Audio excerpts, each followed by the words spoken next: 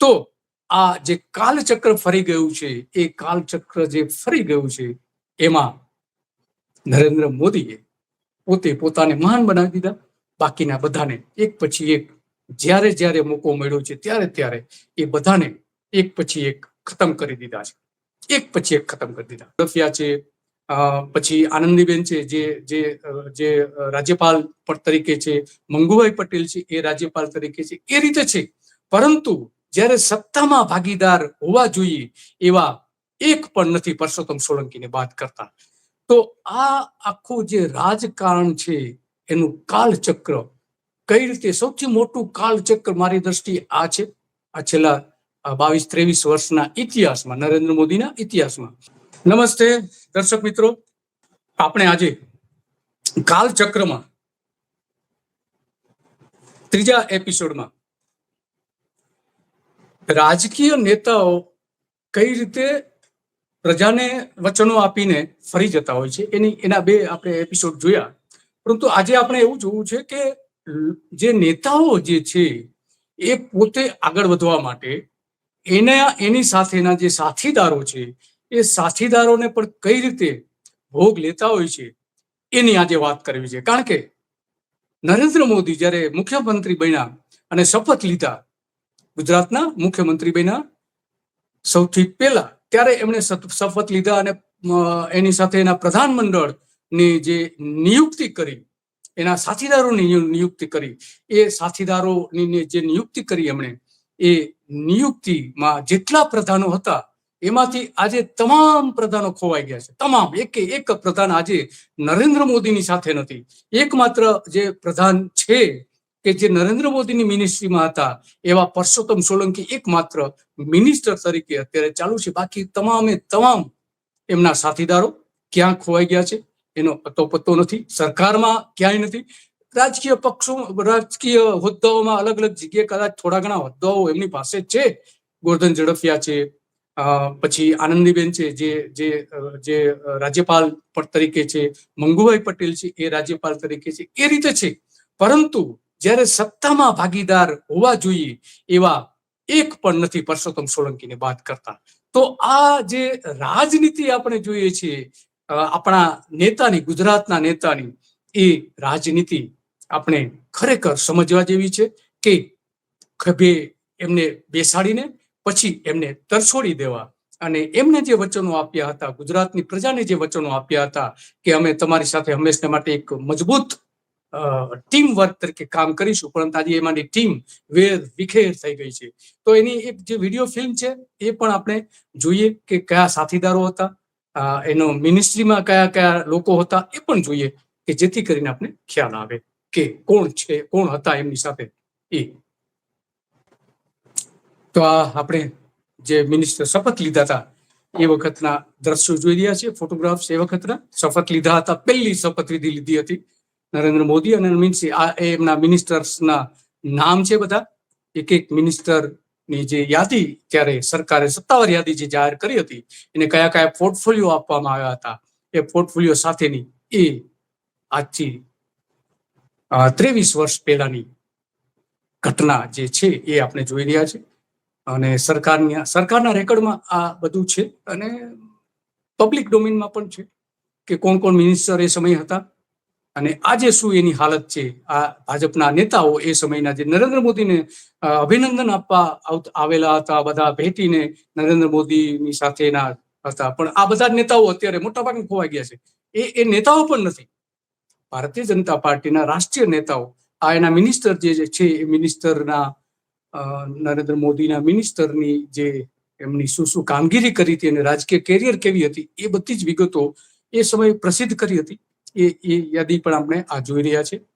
આ નેતાઓ આપણે એ વખતના પ્રધાનો કે જે કાર્યક્ષમ કહી શકાય એવી મિનિસ્ટ્રી હતી એ સમયે, પહેલી મિનિસ્ટ્રી. અને એમને આ મિનિસ્ટ્રીમાં લેવા પડ્યા હતા કારણ કે કેશુભાઈને ઉથલાવીને નરેન્દ્ર મોદી મુખ્ય પ્રધાન થયા હતા, એટલા માટે એ બધાને લેવામાં આવ્યા હતા, લેવા પડ્યા હતા એવું કહી શકીએ. કારણ કે હરેન પંડ્યા પણ હતા એમાં. હરેન પંડ્યા પણ રાજ્ય કક્ષાના પ્રધાન હતા અને એમને પણ મહત્વના વિભાગો હરેન પંડ્યાને પણ આપવામાં આવ્યા. આ એમના એક મિનિસ્ટર્સને જે બાયોડેટા જ્યારે પ્રસિદ્ધ કર્યો હતો એ બાયોડેટા આપણે જોઈ રહ્યા છીએ. તમામ મિનિસ્ટર જે હતા ત્યારે જે ખરેખર લોકનાયક કહી શકાય એ પ્રકારના એ પ્રધાનો હતા. પણ ત્યાર પછી ધીમે ધીમે મિનિસ્ટર્સનું જે સ્ટાન્ડર્ડ છે એ પણ ધીમે ધીમે ઘટતું ગયું હતું. અને એની અસર પાછળના રાજ્યમાં હરેન પંડ્યા જો આપણે જોઈ રહ્યા છીએ કે જે રાજ્ય કક્ષાના પ્રધાન હતા, કેબિનેટમાં નતા લેવામાં આવ્યા. એમને ખરેખર કેબિનેટમાં હકદાર હતા, કારણ કે કેશુભાઈની સરકાર વખતે પણ એ મહત્વનું પદ હતું. પરંતુ હરેન પંડ્યાને આપણે જાણીએ છીએ કે પછી હત્યા થઈ ગઈ. તેને એવો આરોપ મૂકવામાં આવ્યો હતો કે એમની રાજકીય હત્યા કરવામાં આવી હતી. તો આ જે મિનિસ્ટર્સ જે છે પ્રધાનો, એમની કામગીરી, એમની કેરિયર કેવી હતી એ બધું જ આમાં આપણે જોઈ શકીએ છીએ.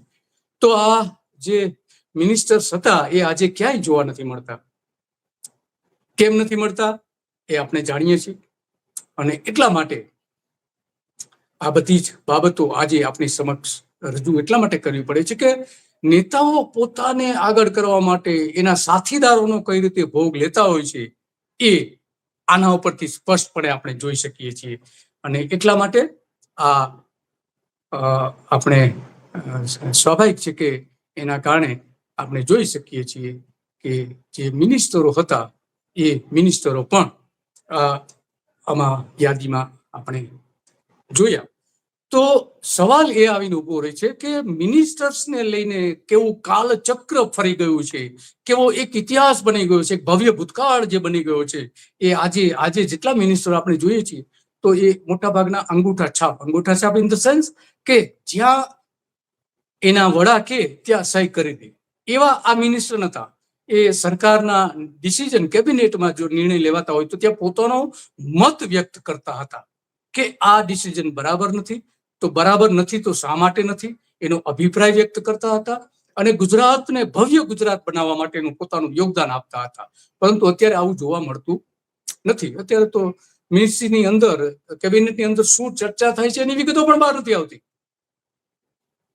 શું ચર્ચા થઈ, શું ડિસિઝન લેવામાં આવ્યા, મહત્વના ડિસિઝન કયા કયા હતા, કયા કયા ઉદ્યોગપતિઓને મહેરબાની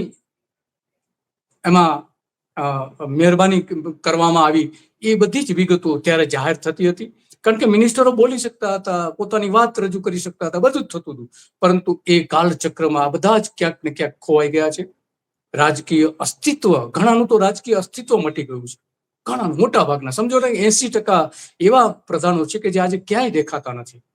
એકમાત્ર પરસોત્તમ સોલંકી જે પોતાનું જે ખરેખર જે પોતાના મત વિસ્તારમાં એક પ્રભુત્વ ધરાવે છે, જે મતનો જે સમૂહ છે એમની સાથે જોડાયેલો, એમાં એનું પ્રભુત્વ હોવાથી આજ સુધી એ ટકી રહ્યા છે. બાકી બધા એક પછી એક ખોવાઈ ગયા છે. અને એ એટલા માટે છે કે એમની જરૂર છે. અત્યારે ભારતીય જનતા પાર્ટીને એ મિનિસ્ટરની, પરસોત્તમ સોલંકીની જરૂર છે. એટલા માટે કુંવરજી બાવળિયા પણ એ જ પ્રભુત્વ ધરાવતા મતદારોના સમૂહમાંથી આવે છે. પરંતુ એ એટલું પ્રભુત્વ ઉભું નથી કરી શક્યા જેટલું પરસોત્તમ સોલંકીનું પ્રભુત્વ હતું.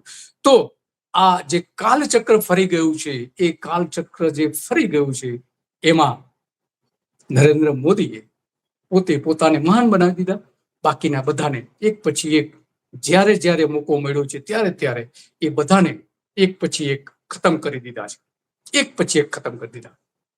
આજે જ્યાં એનું કોઈ જ અસ્તિત્વ નથી. ગોરધન ઝડફિયા ભારતીય જનતા પાર્ટીમાં છે, જે પેલી મિનિસ્ટ્રીમાં હતા.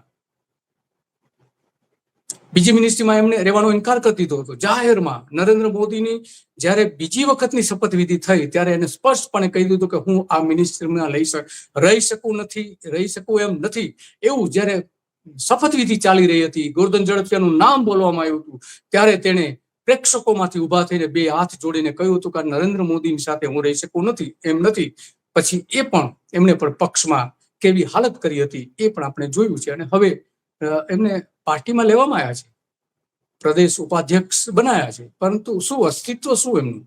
કંઈ જ નહીં, કશું જ નહીં. માત્ર એમનો જે કેટલોક ઉપયોગ કરવાનો થાય છે એ ઉપયોગ કરી લે છે. એના સિવાય તો બીજો કોઈ એનો ઉપયોગ થતો નથી. રાજકીય ઉપયોગ જે કરવાનો થાય છે, ક્યાંક કોઈક જગ્યાએ એવું જરૂર પડે ત્યાં અને બતાવી શકે કે જો આ પણ અમારી સાથે છે. એટલા માટે અત્યારે દેખાઈ રહ્યું છે. અને એ પણ એટલા માટે કે ગોરધન ઝડફિયા કોંગ્રેસમાં જવાના હતા. એ કોંગ્રેસમાં જો જાય તો ભારતીય જનતા પાર્ટીને મોટું નુકસાન કરી શકે એમ નતા, અને એટલા માટે એને ભારતીય જનતા પાર્ટીમાં લેવામાં આવ્યા. આવું ગોરધન ઝડફિયાએ કહ્યું હતું કે હું કોંગ્રેસમાં જોડાવાનો હતો. કોંગ્રેસના એક નેતાને ફોન કરીને કહ્યું કે એ કોંગ્રેસમાં આવે છે, અને તરત જ એના ઉપર નરેન્દ્ર મોદીનો ફોન આવ્યો કે તમે અટકી જાઓ, તમારા માટે હું કંઈક કરીશ. એ જે વચન આપ્યું હતું કંઈક કરીશ, આજ સુધી કંઈ જ નથી કર્યું. સત્તામાં ક્યાંય ભાગીદારી અત્યારે ગોરધન ઝડફિયા પાસે પણ નથી, જે એક સમયના શક્તિશાળી નેતા હતા, જેને પોતાનો પક્ષ આખો ઉભો કર્યો હતો. કેશુભાઈ સુરેશ મહેતા, કાશીરામ રાણાની સાથે રહીને એમણે પોતાનો પક્ષ, એક મજબૂત પક્ષ ઉભો કરેલો હતો, અને ચૂંટણી પણ લડ્યા હતા. ગોંડલમાં પણ એ ચૂંટણી લડ્યા હતા અને હારી પણ ગયા હતા. તો આ આખું જે રાજકારણ છે એનું કાલચક્ર કઈ રીતે, સૌથી મોટું કાલચક્ર મારી દ્રષ્ટિએ આ છે. આ છેલ્લા 22-23 વર્ષના ઇતિહાસમાં, નરેન્દ્ર મોદીના ઇતિહાસમાં આ સૌથી મોટું કાલચક્ર છે. ને કાલચક્રની વ્યૂહરચનામાં આ બધા જ નેતાઓ ફસાઈ ગયા, એના પર કાળચક્ર ફરી ગયું, અને બધા જ આજે ખોવાઈ ગયા છે. ક્યાં છે કોઈ જાણતું નથી, અને શું કરી રહ્યા છે ગુજરાતની પ્રજા જાણતી નથી. તો આ આપણું રાજકીય જે સમીકરણો ઉભા થતા હોય છે, રાજકીય કાલચક્ર ફરતું હોય છે, એ કાલચક્ર સૌથી મોટું ફરતું દેખાય છે અહીંયા નરેન્દ્ર મોદીની પહેલું પ્રધાનમંડળ જે બનેલું હતું એમાં. તો આ રાજકારણ છે, અને નરેન્દ્ર મોદીનું રાજકારણ છે, અને એ રાજકારણમાં કેવી એક મોટી ટ્રેજેડી ઊભી થઈ હતી, અને એ ટ્રેજેડીમાં આ કાળચક્રમાં કઈ રીતે બધા ફસાઈ ગયા હતા એ આપણે જોઈ શકીએ છીએ.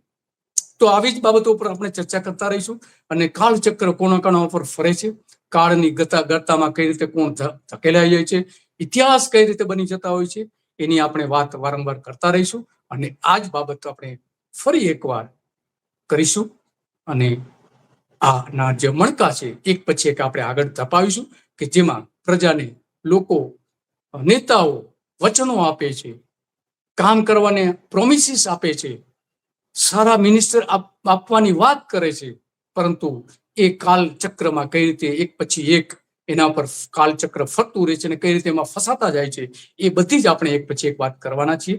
અને આજે બસ આટલું જ, અને આવી જ બાબતો ઉપર આપણે વાત પણ કરીશું. અને તમે સતત અમારી સાથે જોડાતા રહો, અને અમારા યુટ્યુબ ચેનલ ધ ગુજરાત રિપોર્ટને સબસ્ક્રાઇબ પણ કરો, અને આ પ્રકારની સિરીઝ જે છે રોજ સવારે તમે જુઓ, કે જેમાં એક ઇતિહાસનું પાનું આપણે રજૂ કરીશું, અને એ કાળચક્ર કઈ રીતે ફરે છે, રાજકીય ચક્ર કઈ રીતે ફરે છે, એ બધી જ આપણે વાત કરવાના છીએ. અને જેથી કરીને આજથી 22 વર્ષ પહેલા, 23 વર્ષ પહેલા કેવું રાજકારણ હતું, કેવું કાળચક્ર આજે એના પર ફરી ગયું છે, એ બધી જ આપણે વાત કરવાના છીએ. નેતાઓના વચનોની વાત કરવાના છીએ, સતત કરતા રહીશું. અને આ નેતાઓની જે માનસિકતા છે એને આપણે ખુલ્લી પાડતા રહીશું. બસ આજે આટલું જ. નમસ્તે.